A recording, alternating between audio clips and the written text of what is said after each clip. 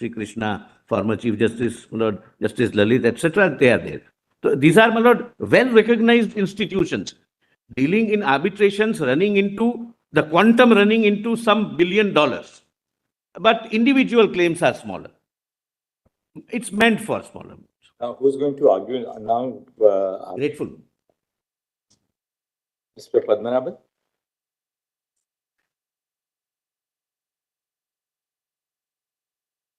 I'll take just 3-4 minutes. To supplement the argument of Mr. Guru Krishna Kumar, that 11.2 is conditioned by 12.3 or section 12 itself. Lord, my point would be, Lord, Act doesn't bar appointment by one party. That has been argued by everyone. Lord, the further submission would be that there is an implicit recognition of one party appointing an arbitrator. For that, Lord, I will just highlight two sections, 11.2, 12.3 and 12.4, and then coming back to 11.6.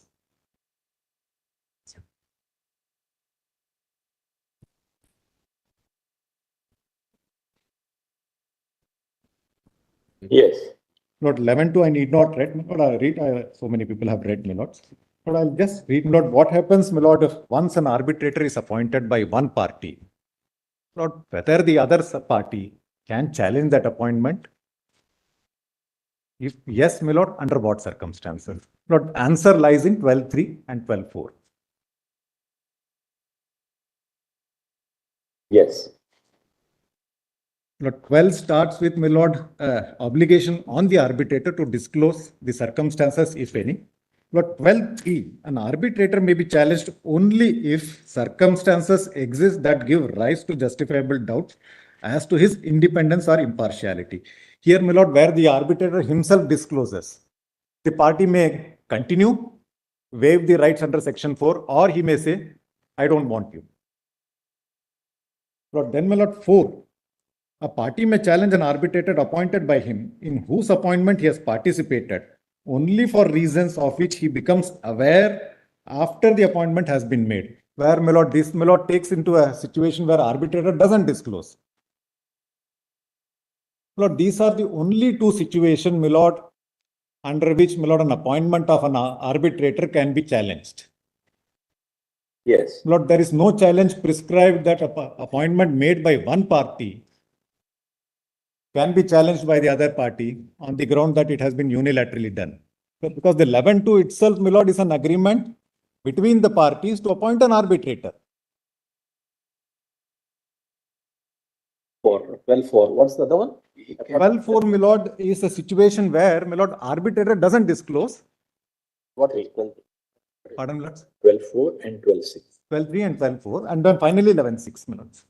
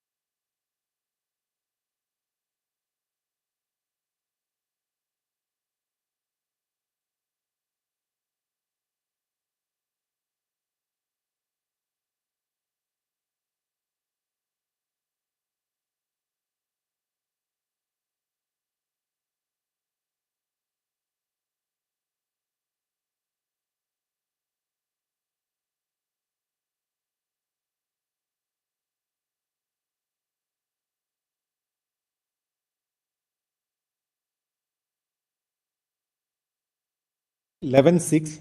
When does the court intervene, my lord, in such cases? 11.6, my lords.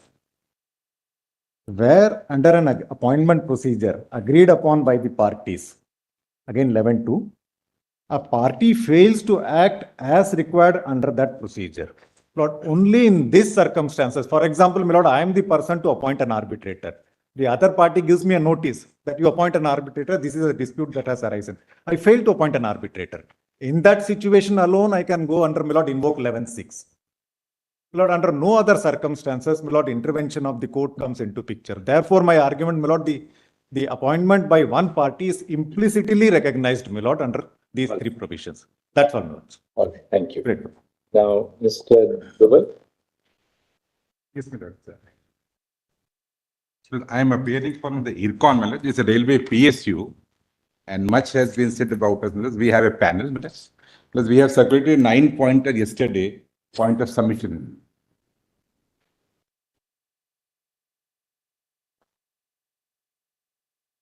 Yes.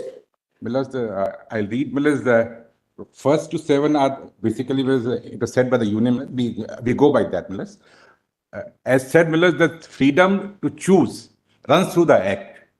And this is nothing to be said, my lord, and unilateral appointments are not prohibited per se, my lord. And my lord, with context of PSU, which is railway PSU, IRCON, my lord, we have to say, my lord, yesterday was said that the claim has become now a new revenue source. And my lord, why I am saying so, my lord, there's choosing from the panel, my lord. They had the freedom to choose and they had the freedom to say this chosen by us is not a fair person. That freedom lies in 12.3 and 12.4, which I read right now, my lord. In this particular case, my lords, we had given a complete panel of 31 persons, my lords. And my lords, we circulate the entire list to the respondent, my lords. It can be seen, my lords, volume 4. That's okay. Maybe that's the facts of it. List, my lords. So, my lords, and this bias has been said thoroughly, my lords, bias is to be presumed. But according to us, my lords, bias cannot be presumed. It needs to be demonstrated. Yes, that's that's submission. Thank you. Thank you. Now, for the parties now, I think Mr. Shashank Garg, you wanted to argue for 5 minutes? For the Union of India, though, we have heard the solicitor, we can hear you as well. Only on the aspect of prospective overruling, because that was not covered by the learned solicitor. What are you arguing? Because there is a fine distinction that this honorable court needs to keep in mind. Because what is being argued today is an extension of the reference. So, the prospective overruling being sought by this side is to prospectively overrule the impact of TRF and Perkins. That in my understanding, neither is the scope and nor should be entertained. Because if that prospective overruling takes place, then several awards which have been set aside and arbitrations have now started de novo, all of them will get impacted. And if the lordship are ultimately going to prospectively overrule, it would mean the lordships are going to uphold what has been held in TRF and Perkins. That means that law has always been good law. So there is no question of opening those awards or those outcomes which are getting impacted by Perkins and TRE. Because as far as the core is concerned, because my submission is the clauses which are like core. What is he saying? He's saying that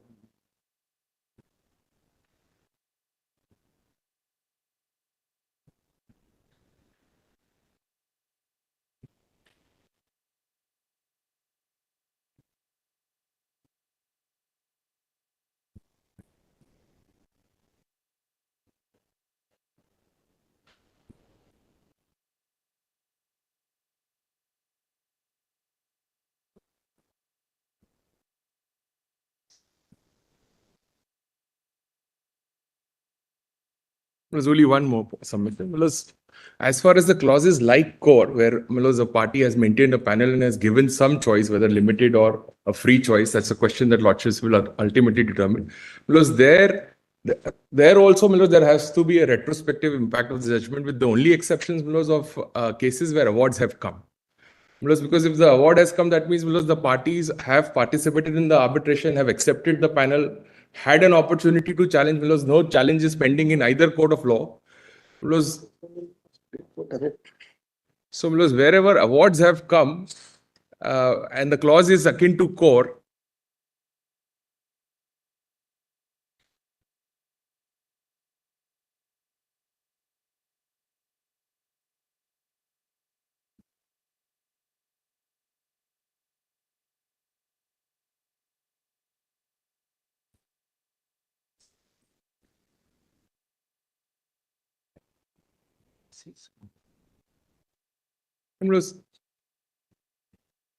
just a follow-up of this would be wherever this is presuming what the outcome of the judgment would be, speculating that, but application of section 15 would be required instead of asking parties to go and file 11. Wherever these parties are impacted by a clause which this court ultimately holds is bad, they should move for a substitution under 14 and get an arbitrator appointed in 15, so that the arbitration can commence from the stage it was stopped, rather than setting the clock back. I'm so sorry. Hardly matters.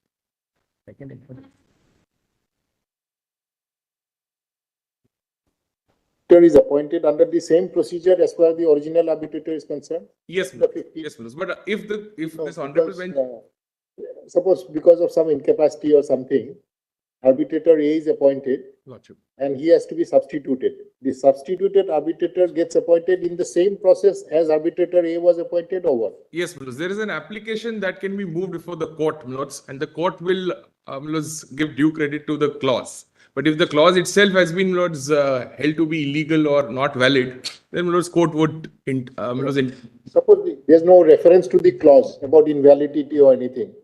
A particular procedure is prescribed under which A is appointed. A becomes incapacitated. Then B is to be appointed by following the procedure, same procedure leading to appointment of A. Is that procedure without interference of the court? In normal courts, if there is no interference of court, correct, the same procedure will be applied. So it should not be a case where everybody is made to file a fresh section 11.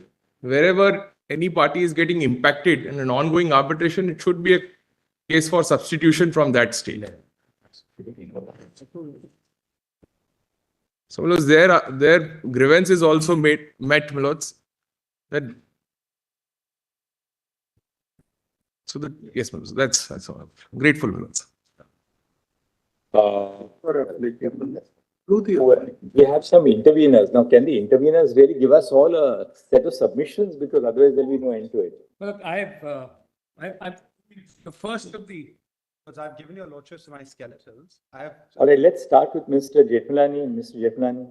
Well, I've given detailed written submissions at 5E. Just tell us what is your point? I've also proceed in the lunchtime my written submissions. So if your lordships want, I've emailed it. Just tell us what is the main point that you're arguing. Yes, but I have basically 5 points. But then I first want to show your lordships the reference order, because an objection is taken that TRF and Perkins can't be revisited. But under the reference order, those who are opposing the ban on unilateral contracts have to go into TRF and into Perkins and see whether they're correctly decided, because there's fundamental objection that legislative intent is manifest in unambiguous words by the 7th schedule.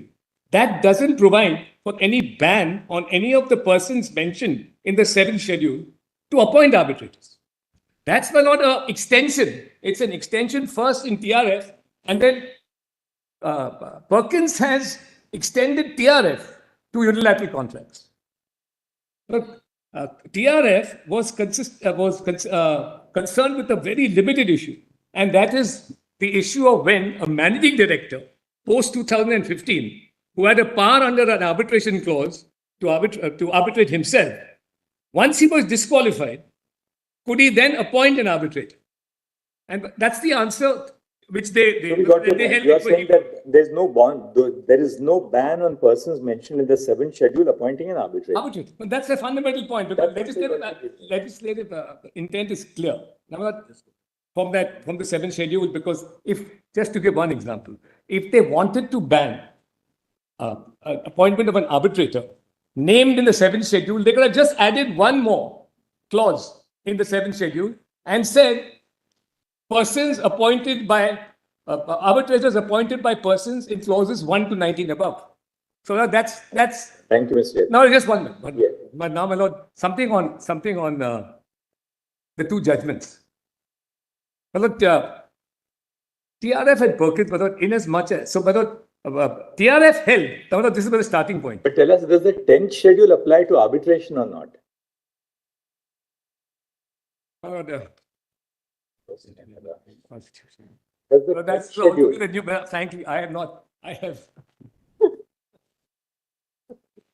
the reason I asked you whether the 10th schedule applies Yes. is because the Solicitor General has now come to this side. I see. I didn't note that.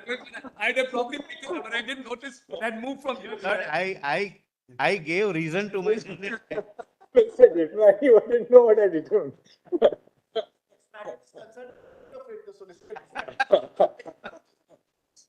He made a declaration in the beginning. My lord, I can That he tell will what sit either I way. told my learned friend when he was surprised that I came and sat here.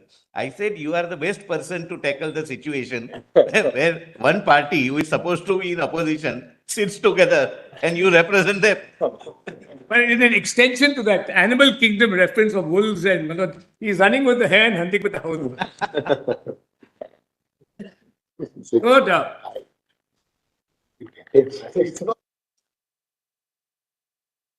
Now, the reference order itself, if I am to argue, if I am to defend unilateral contracts, I have to say a word on TRF and Perkins. Now, I've given a detailed submission dissecting those judgments, but just, if your lordships want, I'll hand over and my submission on those two judgments. I'll just give your lordship, it's very, I'm going to read it out, basically. It won't take me more than 5 minutes. All right.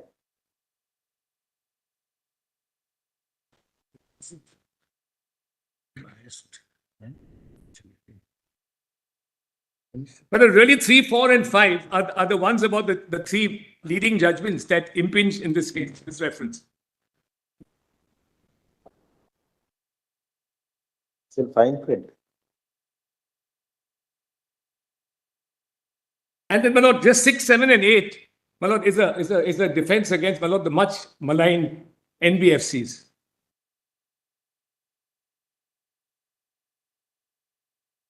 Now, my lord, I'll start from clause 3. TRF held an MD who had also an additional distinct power of appointment ineligible to appoint an arbitrator because, my lord, in my respectful submission, it fallaciously conflated the power to appoint an arbitrator with the power to delegate its own powers to appoint an arbitrator. But I dissected that judgment in detail in my 25-page written submission. It thus invoked the maxim, qui facet per alium, facet per se, i.e., what one cannot do, he cannot do through another. The arbitrator is an independent appointee and not the alter ego of the person appointing him. Well, that's as far as TRF is concerned. Then, Perkins extended it to all unilateral contracts.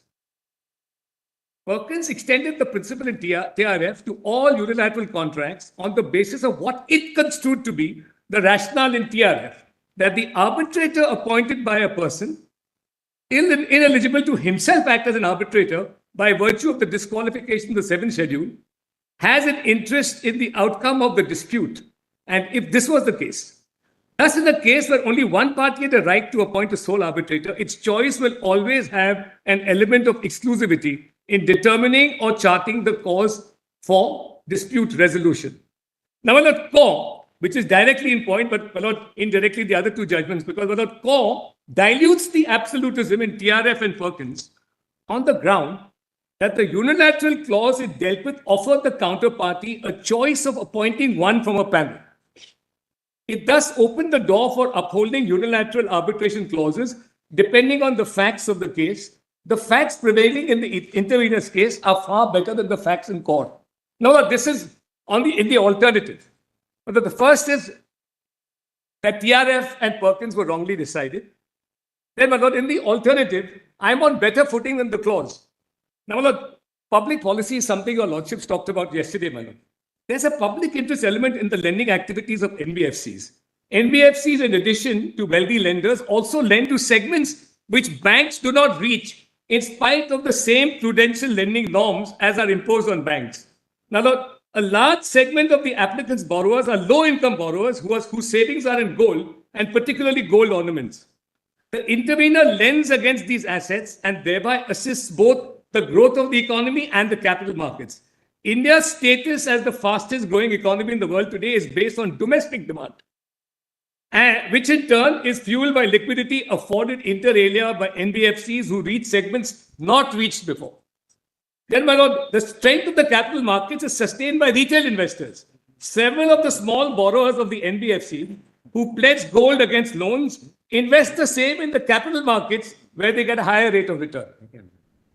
Now, my lord, the intervener, coming to the facts of this case, and that's my last two clauses. The intervener is a public limited company with a large number of individual shareholders, but I have to protect them. There are large defaults in repayment of loans advanced by the intervener.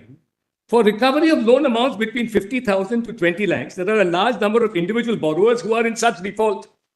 The intervener is accountable to its shareholders and hence in respect of these loans has adopted the relatively cheaper and speedier remedy for recovery of their loans, i.e. invocation of the arbitration clause under the loan agreements.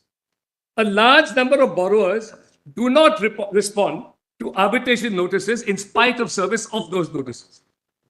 Almost all the disputes do not require elaborate hearings or trials involving witnesses. Evidence is almost entirely documentary, and the scope of the dispute is narrow as loans and non-repayment of the same are undeniable. Arbitrators are chosen from a panel of lawyers with 10 years experience who have no relationship whatsoever with the intervener or the dispute and do not fall foul of the 5th and 7th schedule. In view of the repeated recorded absence of the borrowers, several arbitral awards are passed ex parte.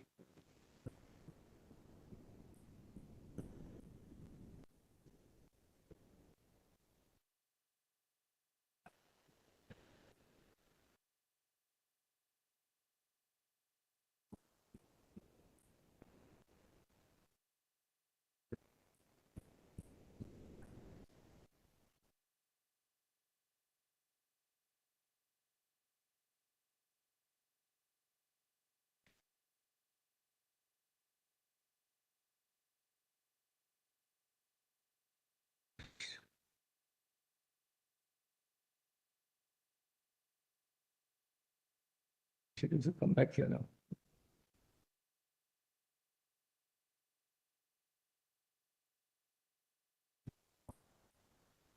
No,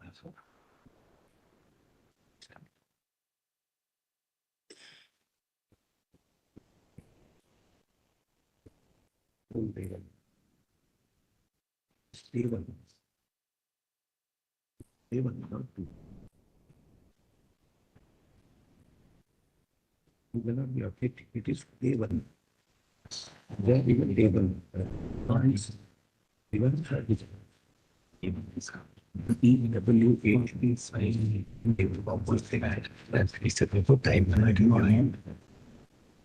I just finished. In view of the repeated recorded absence of the borrowers, several arbitral awards are passed ex parte. Few are contested, but no one in the past has ever objected to the appointment of the sole arbitrator. But that's our experience. Nobody has ever said that. It is only after the judgment in Perkins that borrowers at stage of execution proceedings raise the contention that the arbitrator has been unilaterally appointed and hence is ineligible. What is the profile of your borrowers? They're all car driver, your small commercial. None of them are before us. None of them are before us. They can't afford to. No, some of them can't afford. But what is the state? I'll tell you, Lordship, but the last clause 8 puts out the alternative. You are giving the color of law to just giving a formal imprimatur of the law to your actions. That's all.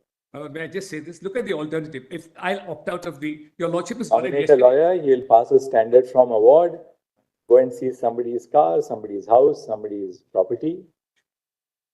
Two responses to that, if I may, because that fell from your Lordships yesterday also. The scope of these disputes is not like in those big government contracts where somebody says there's no performance. Volume is large. The amounts in each individual case may be very small. 70,000, 5 lakhs, 10 lakhs. What is 10 lakhs today in commercial dispute terms? But look at the impact on Now, what is the counter to that? society. What is the counter to that? But kindly just see. Please see clause 8, and that's my final argument, which is some kind of a response, I hope, which prevails with your lordships to what your lordship, what just fell from your lordships. Please see 8.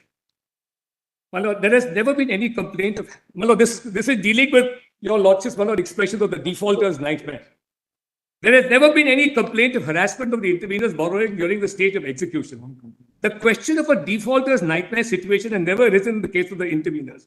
But, my lord, in the absence of arbitration proceedings, the interveners will be compelled to seek recourse to courts by filing summary suits. We can't let it go. We are responsible to our shareholders.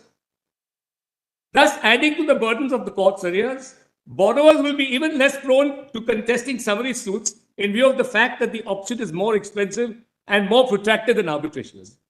Finally, my lord, if the defaulter's nightmare does indeed exist, it will equally exist at the stage of execution of decrees and summary suits. I would like. Yes, Can I Mr. straight away take your lordships to section 2, subsection 6, which, my lords, has not been shown to your lordships now. And that is, in fact, my lords, the guiding light of party autonomy under the Arbitration Act. And it's, my lords, extremely important. Lords, please have a look, take a look at the Arbitration Act. Because this will, my lords, I have 3 submissions. My lords, let me just articulate the submissions. 1, section 2, subsection 6 is the guiding light to understand the extent and the scheme of party autonomy under the Arbitration Act. That's my first submission. My second submission, my lords, is that section 11.2 and the freedom that is granted there has to be read in conjunction with section 2, subsection 6 and is not circumscribed by section 18. And my third point, my lords, is that party autonomy is balanced by the safeguards inbuilt into the Act. And my lords, the last point your lordships has heard sufficiently. I don't need to elaborate, my lords, on the last point. But my lords, if your lordships were to look at my first point, and please have a look at section 2, subsection 6. Because this will also, in my respectful submission, answer Mr. Banerjee's point of the extent to which section 18 can in fact operate. And there is some legislative history. There is, my lords, the model law and how we have departed to some extent from the model law.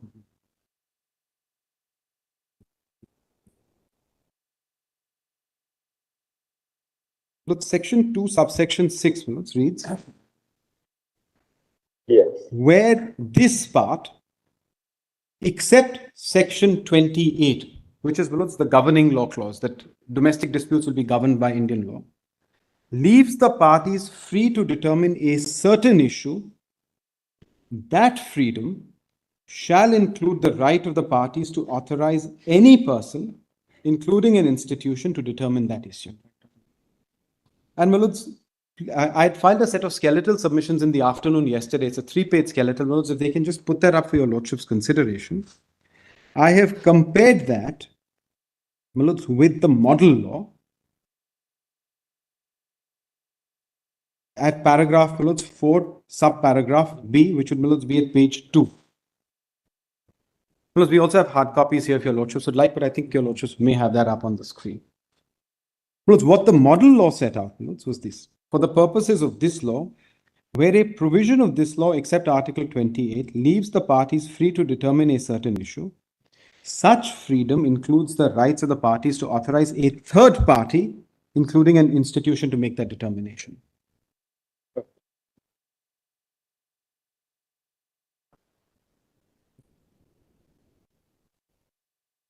Now, while the model law, my lords, Mr. Balaji Srivana. that is correct, my lords. The lordships is right.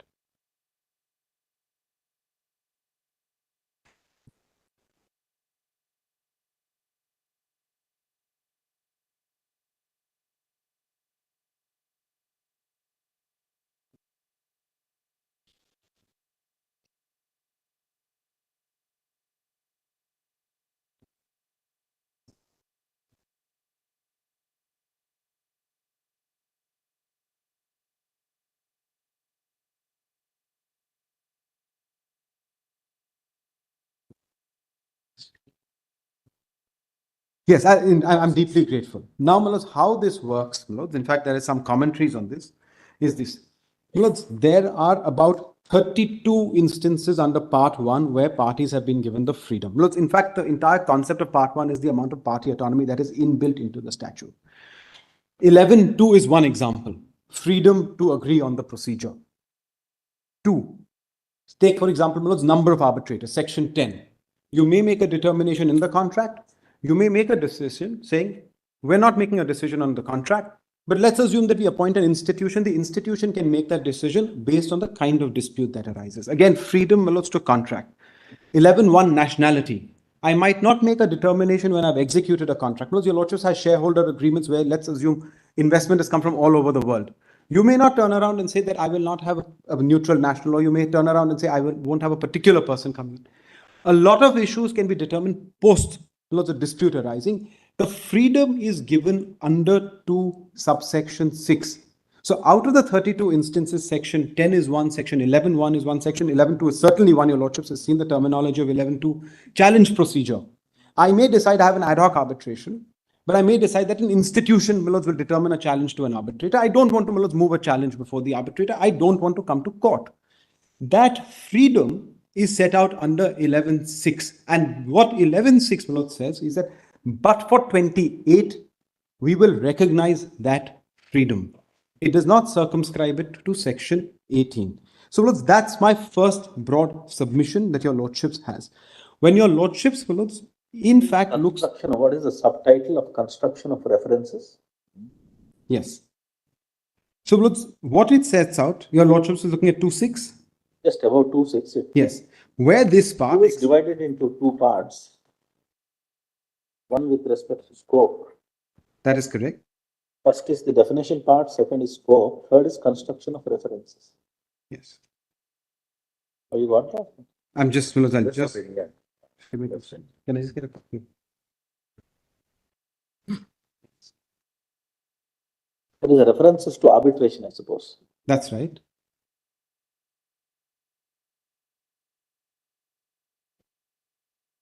It's all right. You can tell us later. No, Manoj, I'm just I was just opening Manoj, the statutory enactment. Manoj, your lordships is your lordships looking at the definition is in this part unless the context otherwise requires. And 2.6 Manoj says where this part, except Section 20, it leaves the parties to determine a certain issue. So one certain is what are these issues? And I've set out that there are 32 instances under Part 1. Which include 11.2, which include 11.1, which include Section 10, which include Section 13, include Section 14. That freedom shall include the right of the parties to authorize any person, and the model law said third parties. We did not adopt the model law. Simple provision for delegation. If a party can determine an issue, you can delegate the power to determine that issue to someone else. And therefore, correct. And therefore, I can delegate my managing director to become an appointing authority. I don't have to necessarily delegate it to a third party. Provided your managing director had the power to appoint an arbitrator in the first place. That's correct. And that is what your lordships will hold and determine whether that is correct or not. And where your lordships has heard submissions, there is no express proscription. Thank you. That's, if we just give another couple of minutes, and I'm not going to take too much time. So that is one part of my submission. The reason why, Manoj, Section 18 does not proscribe or circumscribe this power is, for the very simple reason that Section 18 applies in the case when your arbitration proceedings are conducted. So it deals with the point of conduct. Now, hypothetically, please have a look at the language of Section 18. If I had decided that a particular arbitral institution was going to appoint the arbitrator, that institution had to treat us with equality. Because that is evident from the plain language of Section 18, which uses the terminology, the party shall be treated with equality. So all I'm saying is this, the plain language of 18 is that the party shall be... Of arbitration. That's right. Please have a look at the plain language of 18. I'm not going beyond the plain language. The party shall be treated with equality. That's the plain language. Now, if that's the plain language, my lords, I would say that it presupposes a third party. So yes, if I, my lords, go to a particular institution, the institution, my lords, does not correspond with one of the parties. The institution treats one of the parties unequally. But certainly section 18 gets attracted, but that does not prescribe me. So if I, my lords, I'm appointing. Party here is party as defined under 2H. Party means party to the arbitration agreement. That's right. The party shall be treated with equality. So it presupposes A third party. Treatment means there's somebody else who's treating That's right. someone with equality. So for example, my lords, I have my own managing director. If my managing director does not consult with the counterparty, I can understand. Your lordships may say, sorry, that appointment is bad. But does it So, but 18 you just said doesn't apply to appointment at all. That's right. That's my first. Yeah. Save and accept. I am willing to, my lords, accept that today. I mean, my first argument is conduct. I'm not, my lords, elaborating on that. But I am willing to accept that, my lords, supposing I go to a particular institution and that institution, my lords, has to appoint. That institution may consult with us, may not consult with us. My lords, every clause is different. If that institution does not treat both of us equally, your lordships may well say 18 extends to the appointment under 11. Because there may be an... No, but the moment we say that 18 extends to appointment if you're under 11, then we can't say it will extend to an appointment only in certain situations. No. Either it extends to appointment of arbitrators, the composition of the tribunal, or it does not. I'm deeply grateful because I have no difficulty with that. Because it is Mr. Banerjee's argument that 18 extends to 11. It is our argument that it doesn't. If your lordships is to accept Mr. Banerjee's argument, because I still go and say that it does not proscribe unilateral appointments because the person who's the appointing authority, there is a difference between an appointing authority and the arbitrator. If the appointing authority does not act in accordance with the principles of equality, your lordships may well turn around, or any court may turn around and say, sorry, the appointment is bad. So therefore, are you therefore conceding that, the equality principle will necessarily apply to this fasciculus of provisions which fall in chapter 2? I am taking this as an alternative argument. My first argument is the heading is very clear. It deals with the conduct. But my second alternative argument is that should your lordships accept Mr. Banerjee's submission that it goes to 11, I say that that does not proscribe unilateral appointments. That's my second submission. My third submission, as I had mentioned, I don't need to elaborate on. It's there in my skeletons. Your lordships has it. I'm deeply grateful. Now, anybody else remaining? My lords, I won't take much of the time. Yes, Dinesh. Yes, my lords. Lords, my first submission, my lords, I'm also appearing for one of the NBFCs, my lords. My first submission, my lords, is that when the arbitrability of the dispute has no subjective element and limited to the objective assessment, 11.2 should be given to the full meaning. In other words, my lords, the appointing authority presumes, because Arbitration Act presumes bias. That talks about 11.3 talks about bias, and even 11.9, the Chief Justice may be appointing a person other than some other nationality. That is also a presumption of bias. So my submission is that even if the appointing authority is biased, appointed arbitrator is biased, if the subject matter can be assessed only objectively, there is no for subjective element, because this happens in a recovery money simpliciter arbitration proceedings. There, it is not more than an administration of a dispute. It is a management of a contract to a logical conclusion. So it's only what you are trying to find out. What is the schedule of payment? When is the payment?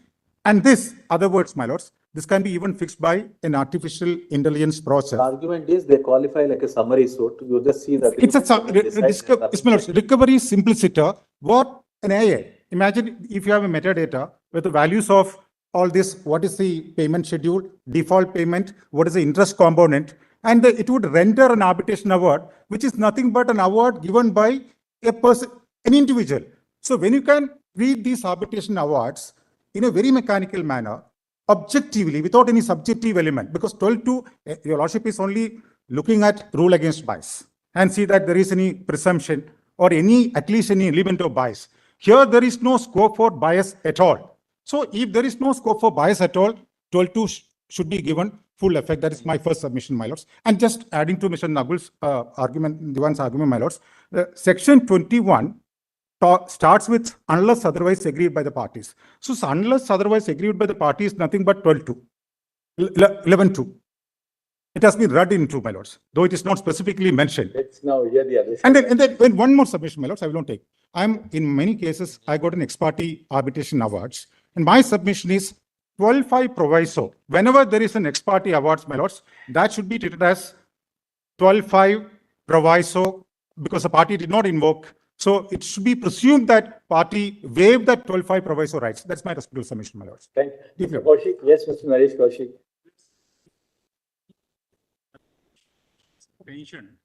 Invited to my clause. I am facing a situation whereby my awards are not being executed. My clause, in fact, is something better than what is being opposed. My primary submission is that the unilateral appointment is not barred. And the interpretation of section 11.2 is to be seen in the context of section 4 and 5 also, with regard to the interference. In any event, even assuming that unilateral appointment can be objected to, after the stage is crossed, the bar of section 4 puts in, then you can't question it before the court, particularly at the stage of execution that your award is bad. That is the situation which we are facing.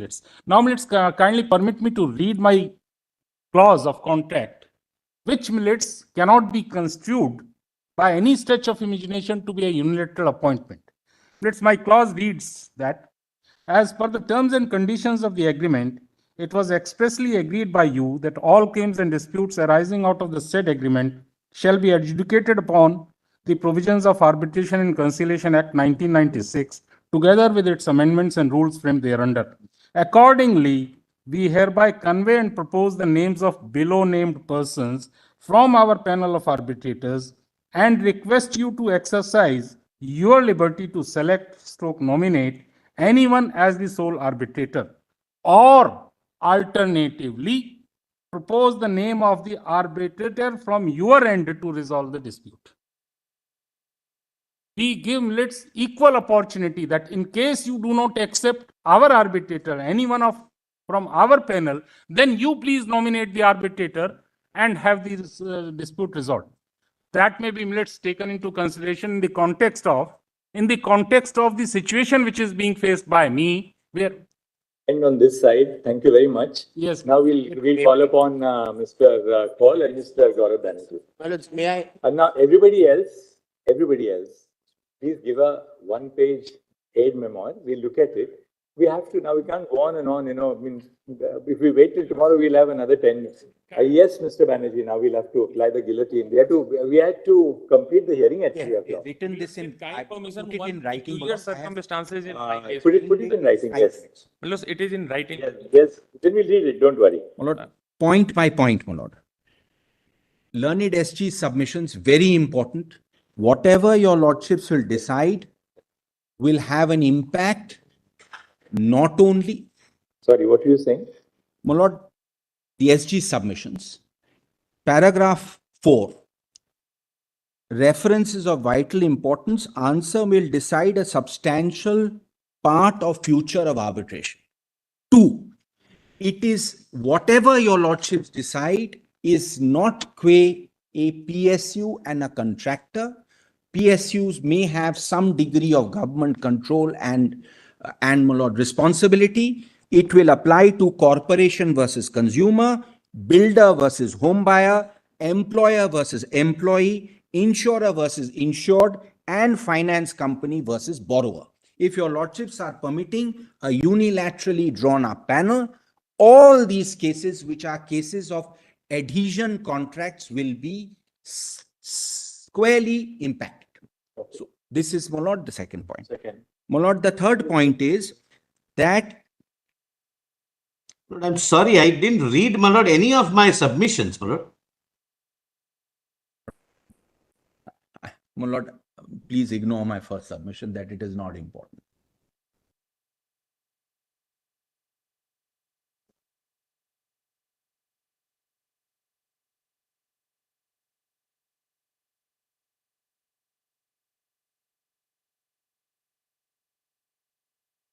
So, No, my lord, I'm sorry, my lord, for interruption. Unilateral is dissecting my written submissions, which I never read. But I I'm- don't think, my lord, this can be We the said it stand of before. unilateral's regional body. I'm not referring. You know, please forget my first point. It is not an important point. Let us leave it aside. My lord, my second point is it will affect all private and public parties across the board. This is, as my Lord Justice Narasimha said, this is a private law area. It will affect all parties across the board, whatever your lordships lay down. My lord, so far as the various US judgments are concerned, to answer, my lord, one point, your lordships will just see one page. I'm not going to read more than one page, my lord. 4316 at volume 3. Please see this. Can it be put up, please? 4316, volume 3. This is, my lord, the heart of our submission. My lords may just see this. 4316, volume 3. What is that document? Oh, that is Macmillan versus. Right. Judges. Please mark the last paragraph of column 1, the first paragraph of column 2, and the footnote. I'm not going to read it, my lord. This is the heart of our submission. Macmillan's complaint here. Complaint, however, goes beyond an allegation of a potentially biased arbitrator because McMullen cites a lack of fairness inherent in the arbitrator selection process. Supreme Court in Gilmer realized so-and-so. Macmillan's tab contains many of the rules acclaimed by Gilmer for the ability to guard against potential. But unlike the rules considered, tab grants one party unilateral control over the pool of potential arbitrators. Procedure prevents MIJA's tab from being an effective substitute for a judicial forum because it inherently lacks neutrality. And my lord, the footnote is also important. I'm not going to read it. The only last point I will make, the rest I will leave for Mr. Call, is, my lord, the ding-dong argument on section 18, which is Article 18, which is what I had argued, apart from the other points of, my lord, independence. My lord, the argument that has been put is Chapter 2 is separate, Chapter 5 is separate, Chapter 2 is only to do with appointment, Chapter 5 is to do with conduct of arbitral proceedings, 18 cannot extend to Chapter 2. That's the argument. That's the argument put by the other side on a reading of the provision. Our short reply is Chapter 5 is, my lord, wider. Chapter 2 is, my lord, one part of Chapter 5. What is critical here is, my lord, that Section 18 and Article 8 is based on Article 18. Article 18 commentary, I am leaving, my lord.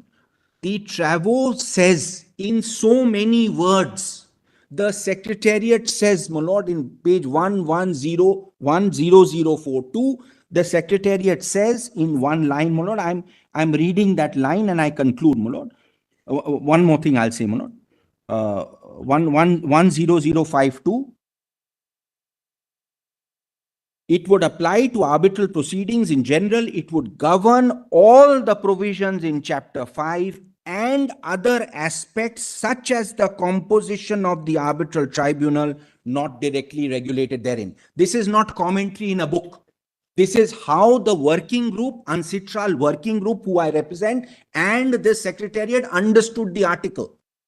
Apart from the fact that we have given a couple of books. Mr. Banerjee, Section 18 is in two parts. The parties shall be treated with equality. That right? part, and that second part, and each party shall be given a full opportunity to present his case. I'm relying on the first part. No, but both parts are very crucial because these parts, both the parts indicate that they deal with the treatment of a party by a third party. Well, no, now, who's that third party? The arbitral tribunal.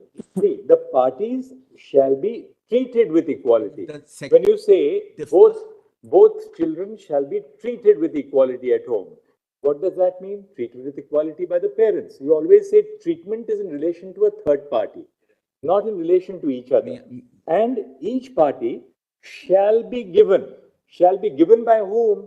Shall be given by a third party. Who is the third party? The arbitral tribunal. I'm not relying on the second part. 18, no, but both are, because of the word and. both parts are joined by the word and. It's Right. cumulative. One, And therefore, they refer to the treatment of a litigating party, the arbitrating party, by a third party, which is the arbitral tribunal. my lord, the first portion, my lord, is argued by the other side that it is relevant qua a third party, my lord. I would respectfully say that is not how it has been understood, my lord. It has been understood to cover, my lord, equality inter se between the parties. And we have given, my lord, the Absolutely. But in the treatment which is afforded to each of them by the arbitral tribunal. my lord, that qualification is being brought in by the other side. That is a gloss which is being put on by the other side. Plain reading of the My act. lord, I would, my lord, we'll show. Anyway, my lord, one more last point before I hand over, my lord. The provisions which are relied on and the judgments of the English court and of Russell, etc., which are relied on, the English section reads completely differently.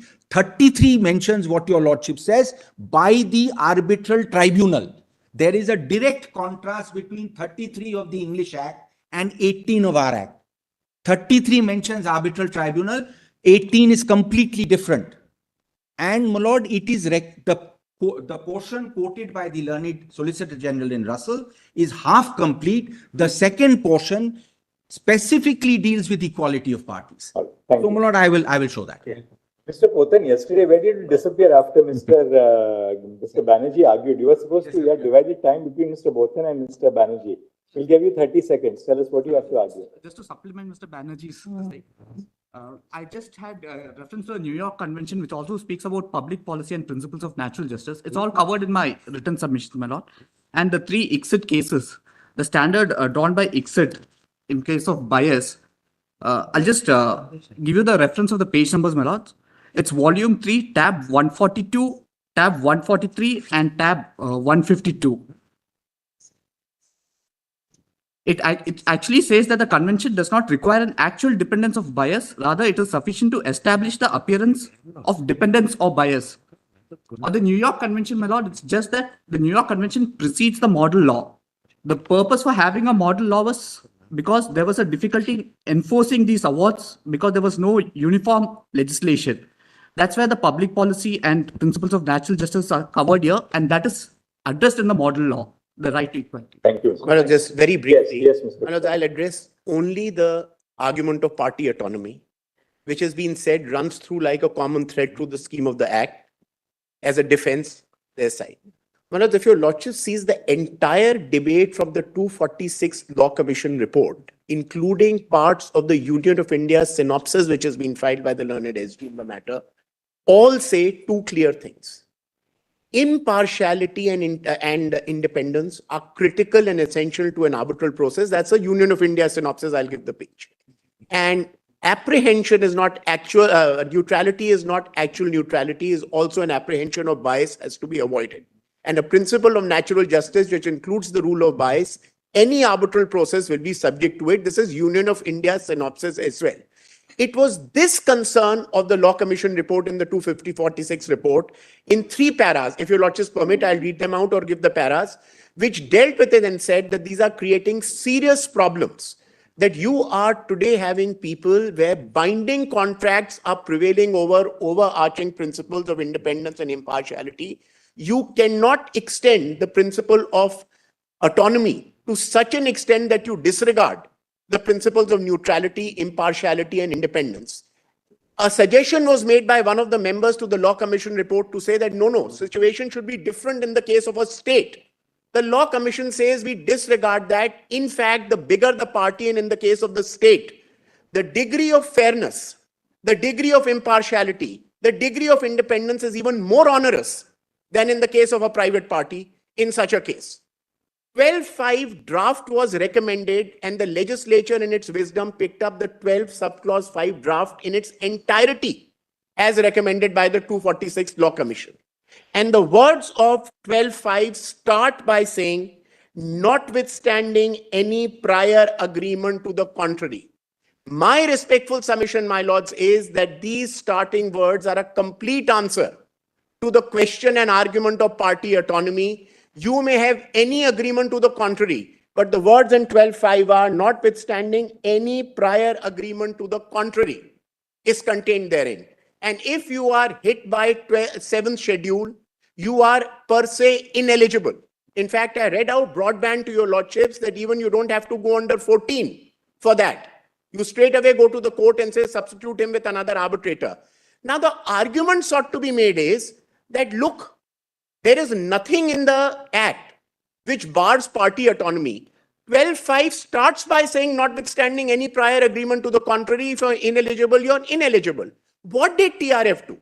TRF and Perkins took it to its logical conclusion by saying that if you are ineligible per se to be an arbitrator, how can you nominate another party unilaterally or curate something unilaterally to the exclusion of the other party? You can't do it. Now, my lords, the other question put to your lordships is unilateral clauses. There is no bar.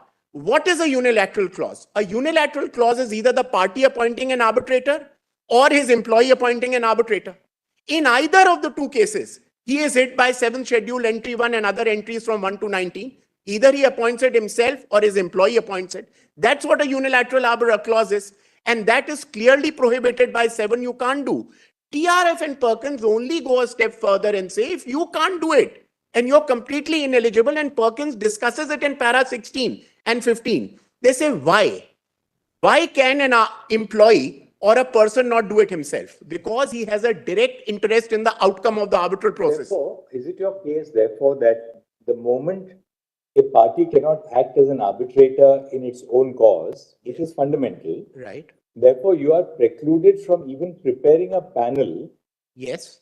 Without the panel being required to be tested on the touchstone of impartiality. And unilaterally, you cannot curate a panel. Is there an irrebuttable presumption that a panel prepared by a party which is ineligible would itself be void? Malos, may I just straight away answer That's that? your argument. And I know there's a good reason.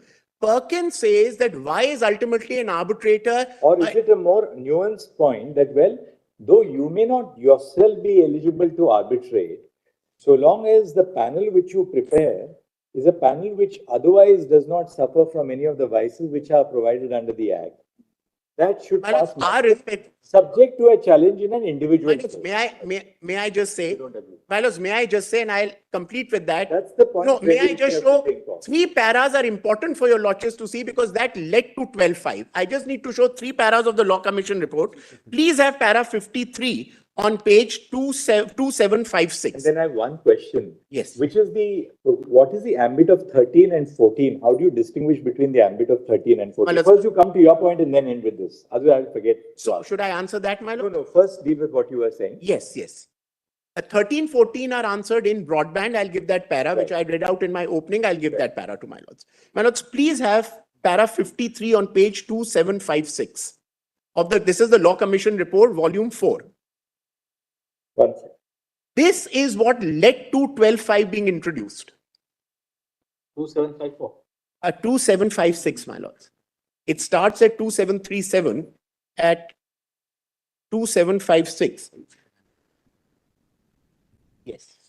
2756, para 53. It starts with neutrality of arbitrators, the heading.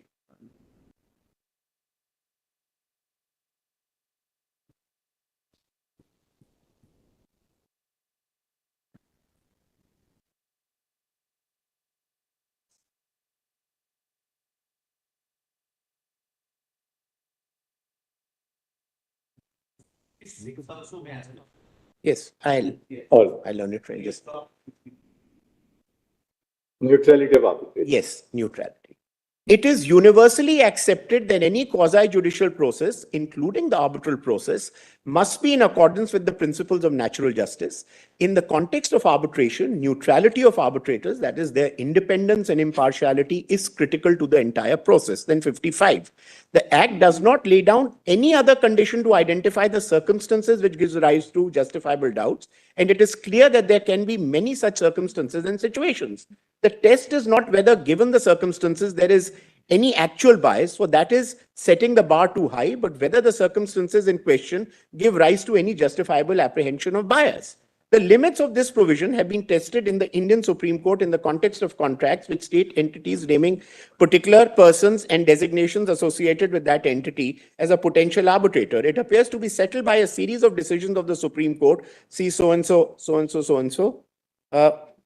So that arbitration agreements and government contracts which provide for arbitration by a serving employee of the department are valid and enforceable. While the Supreme Court in Indian Oil Corporation versus Raja Transport so carved out a minor exception in situation when the arbitrator was controlling or dealing authority in regard to the subject contract, or if he is a direct subordinate as contracted from an officer of an inferior rank in some other department to the officer whose decision is the subject matter of dispute, and this exception was used by the Supreme Court in so and so to appoint an independent arbitrator under 11, that is not enough. And now the most important para, 57. The balance between procedural fairness and binding nature of these contracts appears to have been tilted in favor of the latter by the Supreme Court, and the Commission believes the present position of law is far from satisfactory. Since the principles of impartiality and independence cannot be disregarded at any stage of the proceedings, especially at the stage of constitution of the arbitral tribunal, it would be incongruous to say that party autonomy can be exercised in complete disregard of these principles, even if the same has been agreed prior to the disputes having arisen between the parties. There are certain minimum levels of independence and impartiality that should be required of the arbitral process, regardless of the parties' apparent agreement. A sensible law cannot, for instance, permit appointment of an arbitrator who is himself a party to the dispute or who is employed by or similarly dependent in one party, even if this is what the parties agreed. The Commission hastens to add that Mr. P.K. Malhotra, the ex officio member of the Law Commission, suggested having an exception for the state and allowing the state parties to appoint employee arbitrators. The Commission is of the opinion that on this issue, there cannot be any distinction between state and not state parties. The concept of party autonomy cannot be stretched to a point where it negates the very basis of having impartial and independent adjudicators for resolution of disputes. In fact, when the party appointing an adjudicator is the state, the duty to appoint an impartial and independent adjudicator is that much more onerous, and the right to natural justice cannot be said to have been waived only on the basis of a prior agreement between the parties at the time of contract and before arising of disputes. And then, my lords, a draft 12.5 on page 2776, 2777 was suggested. That 12 subclause 5 is exactly which is what the legislature adopts in 12.5, as your lordships now see on the statute book. So this was the background, and the Union of India, in the synopsis that it files, your lordships may just note that page. I'm not troubling your lordships with reading it. Their own, the Solicitor General's submissions, please note page 41, volume 5A. Page 41, volume 5A, para 1, 2, and 2A. If I lordships permit, I'll just read two paras. Kindly have para 1 on page 41, volume 5A.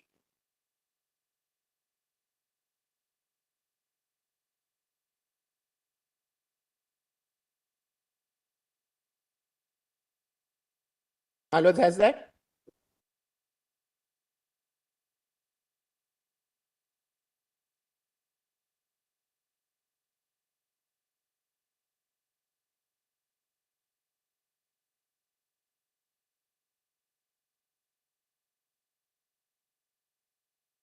Para 1.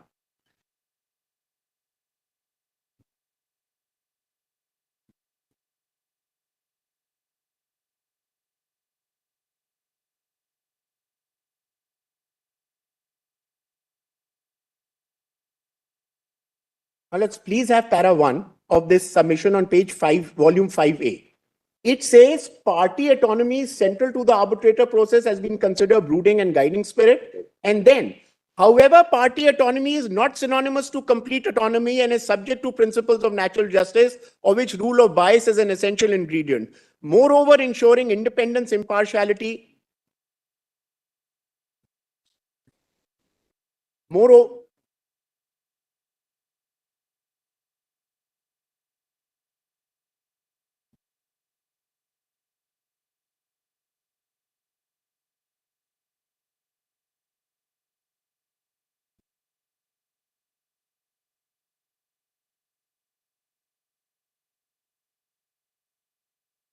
However, ensuring independence, impartiality, and integrity of the arbitration is essential to the integrity of the arbitral process, and justice must not only be done, but manifestly and undoubtedly seem to be done. And apprehension of neutrality, lack of neutrality, is also a concern. Now, my lords, the moment you accept that in the light of the 246 Law Commission report in 12.5, which starts by saying, notwithstanding any agreement to the contrary, a prior agreement, Schedule 7 is a complete answer, because that is the prohibition. That's where the prohibition lies. The moment you authorize a person in his own rights who has a direct interest in the outcome of the petition or his employee to nominate or act as an arbitrator, there is a direct conflict, and Perkins deals with it. Your lordships will, of course, go through Perkins and TRF. Perkins says the reason for the judgment in TRF is because the person has a direct interest in the outcome. And lastly, my lords, on that issue of fairness, let me just make two submissions and I'm done. My lords, it is inconceivable to say that impartiality and independence and fairness is integral to an arbitral process, but it will apply to the conduct of proceedings, not to the composition of arbitral tribunal. When your lordships dealt with Lombardi, one was your lordships followed Perkins, but there was another clause which talked about pre-deposit before an arbitral tribunal could be approached. Now, there is no bar in the arbitration agreement, but what did your lordship say? Your lordship said that the court can always, if it's an unconscionable contract or an unconstitutional contract, strike it down. According to me, my respectful submission is that the Act itself provides and says Section 7 is a bar. What you can't do directly, you can't do indirectly. But presuming, and they're taking their case at the highest, that there was no bar, which according to us is there, your lordships could always, on the lines of Lombardi, apply the principle of unconscionable contracts. Article 14, especially where the state or a PSU is involved, does come in. Fairness, fairness is there. Equality is the antithesis of any form of inequality or discriminatory treatment. How can you unilaterally curate a panel and decide on your own and then say it's broad-based? The whole issue that we are attacking is, why can it not be institutional? Why can there not be a general panel for any of the respected institutions that both can go to? Why should you get the right to curate a panel and say, look, I put so many respectable people? The question is not the integrity or the merit of those people. The question is, can you do it unilaterally, and the apprehension that you create of neutrality in the process? That's the issue. Can you do it? And merely because if you're the state. And lastly, my lords, your lordships have said that there have been cases where the PSU have suffered. My lords knows in any number of cases, impartiality is required on both sides, as they have suffered. And I say this with some sense of responsibility. Any number of cases I've appeared in, where the actions of the PSU and their officers were so arbitrary that they brought good companies to their knees in the way they have acted. Naturally, there where the officers are writing on set lines on what they are required to write, raises an equal apprehension on our part. If it raises an apprehension on the part of the state that there's an arbitration award which has been influenced. So impartiality and independence is of equal weightage on both sides. I'm very, very grateful, my lords, for this indulgence. One sentence only. We are immensely grateful, my lord. Thank you very much. Very grateful, my Very lord. erudite submission. We appreciate it. Very grateful. Fresh submissions by Friday, by Monday, my lord.